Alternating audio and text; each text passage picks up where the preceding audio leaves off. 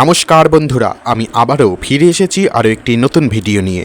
আজকের এই পর্বে আমি আলোচনা করতে চলেছি 8টি জিনিস নিয়ে, যে 8টি জিনিস মানুষ হতে হলে ছাড়তেই হবে।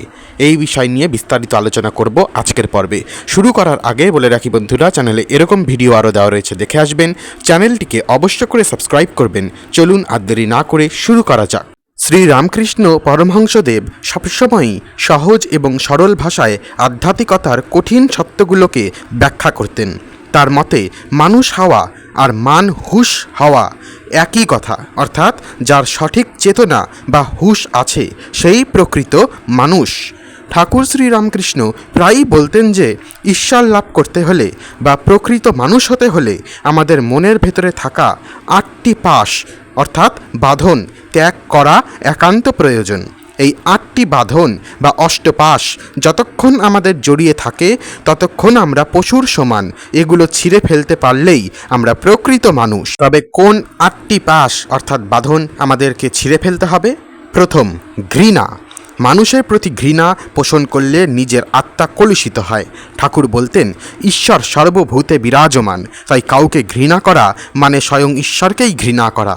সবার মধ্যে শুভ বুদ্ধি দেখাটাই হলো প্রকৃত মানুষের লক্ষণ। দ্বিতীয়, লজ্জা। ঠাকুর বলতেন, ঈশ্বরের পথে চলতে গেলে বা ভালো কাজ করতে গেলে লোকে কি বলবে এই সংকোচ বা লোক লজ্জা ত্যাগ করতে হবে। আমি ভাব বা লোক ভয় থেকে যে লজ্জা আসে তা সাধনার পথে বাধা। তৃতীয়, ভয়। ভয় মানুষকে পঙ্গু করে দেয়। ঠাকুরের মতে যার মনে ঈশ্বরে বিশ্বাস আছে তার কোনো ভয় নেই। নির্ভীক না হলে সত্যের পথে চলা সম্ভব নয়। মৃত্যুকে বা জাগতিক ক্ষতিকে ভয় পেলে মানুষ হওয়ার পথে অন্তরায় সৃষ্টি হয়। চতুর্থ, জাতি। নিজের বংশ বা জাতি নিয়ে অহংকার করা হলো একটি বড় পাশ। ঠাকুর বলতেন, ভক্তের কোনো জাতি নেই। আভিজাত্য বা বংশমর্যাদার দম্ভ মানুষের মনকে সংকীর্ণ করে দেয়। এটি ত্যাগ না করলে মানুষের সাথে মানুষের ভেদাভেদ দূর হয় না।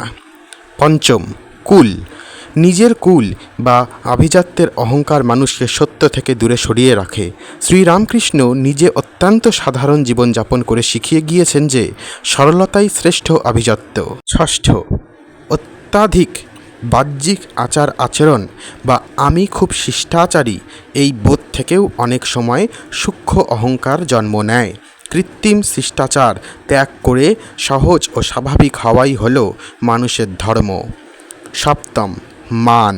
ঠাকুর বলতেন, মান আর সম্মান এগুলো বিষ্ঠার সমান। নিজের মান বজায় রাখার জন্য আমরা কত মিথ্যার আশ্রয় নেই।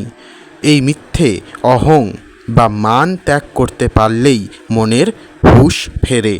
অষ্টম, কারো নিন্দা করা বা পেছনে সমালোচনা করাকে শ্রীরামকৃষ্ণ খুব অপছন্দ করতেন।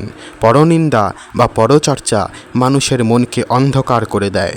অন্যের খুঁত না দেখে নিজের মনের ময়লা পরিষ্কার করাই হলো আসল কাজ। পাশে বদ্ধ জীব, পাশমুক্ত শিব, অর্থাৎ এই 8টি বন্ধনে যারা আটকে আছে তারা কেবলই জীব, আর যারা নিজের সাধনা ও ত্যাগের মাধ্যমে এই বাঁধনগুলো ছিঁড়ে ফেলতে পারে তারাই শিবতুল্য বা প্রকৃত মানুষ। আজকের জন্য এ পর্যন্তই বন্ধুরা, দেখা হচ্ছে পরের ভিডিওতে। সকলেই ভালো থাকবেন, সুস্থ থাকবেন, চ্যানেলটিকে অবশ্যই করে সাবস্ক্রাইব করবেন, বাকি ভিডিওগুলো দেখে আসবেন। ধন্যবাদ।